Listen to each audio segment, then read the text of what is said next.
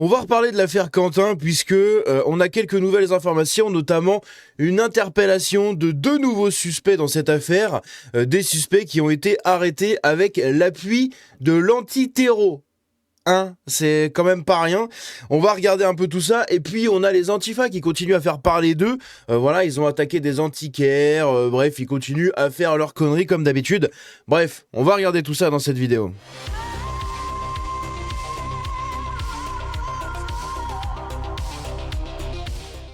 Alors il y a un truc important qui est à noter, puisque, comme vous le voyez juste ici, on va écouter l'extrait sur Radio Courtoisie. En fait, Raphaël Arnaud donc n'est plus présent à l'Assemblée nationale depuis un certain temps, d'accord. Il a seulement voté apparemment la loi contre l'euthanasie. Il était dans les votes de LFI. Après, est-ce que c'est lui-même qui s'est déplacé pour voter, ou alors c'est un de ses suppléants, ou alors il a voté par procuration avec un autre député. Je sais pas si on peut faire ça, mais je pense que oui. Je pense que c'est ça, parce que sinon, il y aurait même des députés RN ou centristes ou n'importe qui l'auraient filmé. Enfin bref, ce serait sorti dans la presse et sur les réseaux comme quoi il était présent à l'Assemblée nationale. Parce que depuis l'affaire Quentin, on ne sait pas où il est passé, Archenot, et il est parti on ne sait où. Mais ce qui est très intéressant, je bégaye, c'est que quand bien même il ne pointe pas à l'Assemblée nationale, qu'il n'est plus présent, qu'il ne fait plus rien, qu'on ne sait pas où il est, que tout le monde le cherche, eh bien il va quand même recevoir ses 7637 euros bruts. C'est magnifique, c'est-il pas le meilleur travail, ça? C'est incroyable comme taf. Tu viens pas pendant un mois, t'en as rien à foutre, mais tu vas quand même être payé de tes indemnités. C'est parfait ça. Merci l'argent magique du contribuable.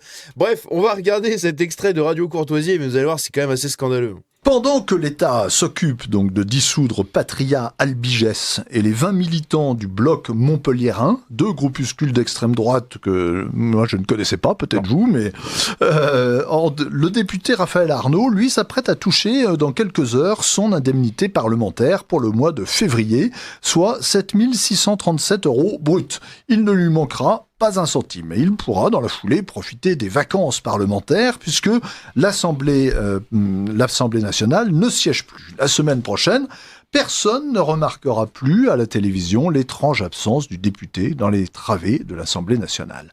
Les élus LFI, qui devraient faire bloc pour le pousser à la démission, protègent bec et ongle leur député éclaboussé. Mélenchon l'a soutenu tous les jours, de toutes ses forces, avec succès, puisqu'il est toujours député. Soyons précis, Raphaël Arnaud n'est pas directement impliqué judiciairement dans le lynchage à mort du jeune Quentin à Lyon. Il n'était pas présent sur les lieux du crime, mais il est moralement plus mouillé qu'aucun autre. Tout homme qui a un peu d'honneur, un peu de sens des responsabilités, un peu de compassion pour la famille de la victime se précipiterait pour proposer sa démission. Pas lui. Ben non, mais lui, c'est pas un homme d'honneur, d'accord, c'est un antifa. Donc, par définition, il est fondamentalement opposé à tout ce qui est honorifique. Donc, évidemment qu'il va pas proposer sa démission. La place est bonne, le siège est chaud et la paye est succulente. Alors, évidemment, tu restes, mais c'est quand même assez lunaire qu'il n'y ait rien, en fait, de fait pour l'obliger à démissionner, d'accord. Ce mec-là devrait ne plus être à l'Assemblée nationale, c'est tout. Bref, et puis dans le même temps, en fait, ce qui est assez marrant, entre guillemets, c'est marrant comme un doigt dans le cul, voilà, ça fait la même sensation, c'est la chaîne officielle du Sénat, qui diffuse un reportage à la gloire de Raphaël Arnaud, présenté comme un héros du quotidien, 15 jours après le meurtre de Quentin. Et oui, c'est tout simplement un documentaire à la gloire de la jeune garde, qui est fait. En vrai, on va pas le regarder, ça dure 1 minute, c'est même un peu chiant, Quoique ça peut peut-être être intéressant, j'en sais rien. Mais en fait, ce qui est assez fou, c'est qu'ils vont continuer cette instrumentalisation du soi-disant fascisme, d'extrême droite, etc. Pour toujours donner l'heure, en fait, à Raphaël Arnaud. Et, comme l'a dit très bien Pierre Sautarel, 15 jours après Quentin, il diffuse ça. Je pense que c'était prévu. C'était déjà prévu d'être diffusé et tout, peut-être. J'espère, mais c'est quand même très malvenu en fait. C'est un peu malsain, si vous voyez ce que je veux dire. Bref, on peut regarder ça en vrai. Ça dure 1 minute. Si ça vous intéresse pas, vous avancez d'1 minute dans la vidéo. Pas prévenu qu'ils étaient là, quoi. On a une véritable culture du coup de l'autodéfense à la jeune garde, et notamment à Lyon dès ses débuts, parce qu'on pouvait pas faire de l'antifascisme sans prendre en compte le fait que l'extrême droite allait nous attaquer. Je veux dire, ça aurait été lunaire de dire allez hop, on commence à travailler contre l'extrême droite, sans prendre en compte le fait que systématiquement, dès qu'on allait apparaître, on allait se faire attaquer. Donc le fait d'apparaître et de dire en fait là maintenant la partie elle est finie, nous aussi on va se défendre, bah, ça a ralenti ces attaques. Par ailleurs, en tout cas quand il y a un militantisme actif sur la question de l'extrême droite en réalité elle recule. En tout cas l'extrême droite de terrain. Donc c'est quelque chose qu'on a vraiment constaté à Lyon. Puis on aime bien coller quand il y a du monde dans la rue. Moi ça crée un peu de l'interaction. Et les gens, ils nous voient en fait, ils disent pas qu'on est une espèce d'uluberlu qui sortons à 5h du matin, les antifas qui sortent des forêts.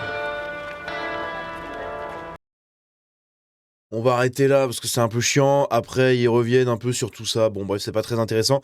Mais je voulais surtout vous laisser passer en fait les propos de Raphaël Arnaud.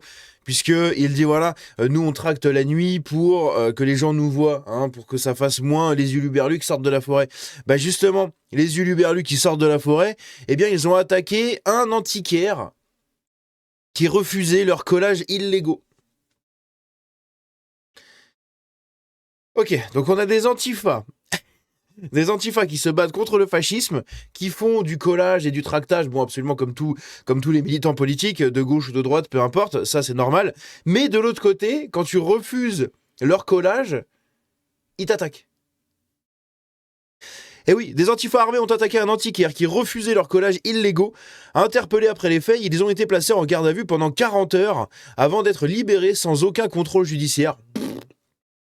La boutique, qui avait déjà été vandalisée, notamment avec des autocollants portant la mention de ACAB Party. Ah, très intéressant ça, dis donc. Hein, c'est rigolo. Les commerçants avaient fait savoir qu'ils ne se laisseraient pas intimider. Début février, les antifas avaient fait irruption dans le magasin pour les menacer et revendiquer leur intention de s'en prendre à nouveau à eux. Cette agression constitue un véritable guet-apens prémédité visant un employé de la boutique. L'homme est parvenu à se défendre et à repousser ses agresseurs, dont certains étaient armés. Et ici on voit, il y a des vidéos, etc. Je peux pas trop vous les montrer non plus. Mais en tout cas, il y a un groupe d'antifa qui se pointe contre un seul mec. Donc c'est toujours la même technique. En fait, ils viennent à 12 contre un seul gars. Et c'est absolument scandaleux. Mais voilà, les antifas qui font encore parler d'eux. On attend toujours les actions du fascisme d'extrême droite, d'accord ? Moi, je rêve de voir enfin des grandes attaques comme ça, un grand danger public de l'extrême droite. Et me dire, oh, ah oui, ça fait peur. Parce qu'à part 15 pecnos qui défilent, cagoulés dans la rue pour un de leurs collègues morts il y a 35 ans, il n'y a pas grand-chose. Hein. Alors oui, il y a une bagarre par-ci, par-là avec des antifas. Ok, je veux bien. Mais tu vas en entendre parler une fois dans l'année. Et encore. Là, les antifas, c'est tous les mois qu'il y a des attaques. C'est tous les mois qu'il y a des actes violents, des actes illégaux, des menaces, des intimidations, des agressions, des trucs. C'est tout le temps. Tout le temps. Donc sortez, l'extrême droite fasciste, violente, je sais pas quoi, là, ultra dangereuse pour la santé publique de l'État français, de la République, de mes couilles. Sortez dans la rue, faites des trucs, j'en sais rien, faites-vous entendre. Enfin, je sais pas, vous existez pas en fait. Je sais pas, c'est quand même très bizarre. Évidemment que ça existe, mais c'est 9 péons dans un garage. Là où les antifas, c'est un étudiant sur 2 est un antifa et l'autre ne fait rien. Voilà. Sur 3 antifas, vous en avez 2. Vous en avez un antifa, enfin sur 3 étudiants, je veux dire, vous avez un antifa, un qui serait possiblement antifa ou qui les aiderait, et le troisième qui s'en branle en fait. Donc c'est la majorité des étudiants, des jeunes, des gauchistes, etc. sont comme ça. Et on le voit, même là, genre agresser un antiquaire. Putain, mais au secours. Au secours, bordel. Putain, c'est incroyable. Bref. Et ici, du coup, on a des nouvelles sur de nouveaux suspects qui ont été interpellés. On va lire vite fait l'information ici par F de souche, puisque l'article du Parisien revient sur toute l'affaire. Bon, c'est un peu long pour pas grand-chose. J'ai regardé, il n'y a pas de très intéressantes informations, si ce n'est ce qu'a retenu ici Pierre Sautarel, enfin, en tout cas les équipes de Pierre Sautarel dans F de souche. Donc l'enquête, je vais juste vous mettre ça là, je vais juste dézoomer pour que vous puissiez voir la totalité du truc. L'enquête sur le meurtre de Quentin de Ranc connaît une nouvelle accélération. 2 hommes de 23 et 26 ans ont été interpellés ce mercredi matin dans le Rhône et dans l'Aube. Ils ont été placés en garde à vue, notamment pour homicide. Homicide volontaire. On dirait... au secours. Je sais pas pourquoi j'ai pris cet accent-là.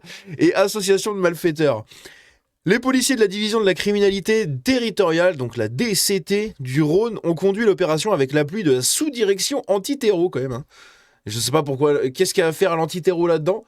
Serait-ce parce que les antifas sont des terreaux? Mais qui l'eût cru? Désormais co-saisi en raison de sa connaissance des mouvances politiques violentes. Les antifas sont des terreaux, messieurs, dames. Va peut-être falloir commencer à les qualifier comme tels en France, s'il vous plaît. Aux États-Unis, ils sont qualifiés comme terreaux. Ça y est, c'est fait. Les enquêteurs soupçonnent ces deux nouveaux suspects d'avoir participé au lynchage ayant conduit à la mort de Quentin de Ranque, 23 ans, le 12 février à Lyon. Et oui, ça fera bientôt un mois dans une semaine. Déjà, je viens juste de capter là. Déjà, ça fera bientôt un mois. Enfin, ça fera un mois dans une semaine, là, c'est fou.